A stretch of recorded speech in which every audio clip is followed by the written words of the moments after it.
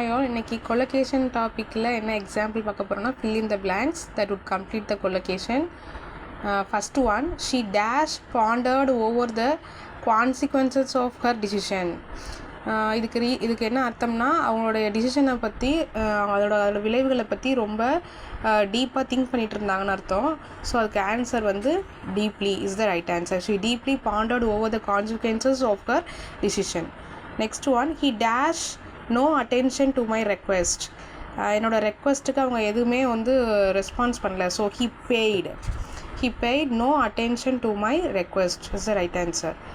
Next one, they dash close to hitting each other. அவங்க ரெண்டு பேரும் இடிச்சுக்கிற மாதிரி வந்தாங்க. So they came close to hitting each other is the right answer. Fourth one, few people can dash a secret. சில people வந்து keep a secret is the right answer. Few people can keep a secret. Fifth one, the conference was postponed dash following the demise of the convener. So indefinitely is the right answer. காலவரையற்ற தள்ளி வைப்புன்னு சொல்கிறாங்க, postpone. அதாவது அந்த convener வந்து இறந்து போனனால அதை chat டிமைஸ்னால் chat வருத்தம் தெரிவிக்கிறனால காலவரையற்ற. ஸோ இன்டெஃபினெட்லி அப்படிங்கிறது தான் ரைட் ஆன்சர். தேங்க்யூ.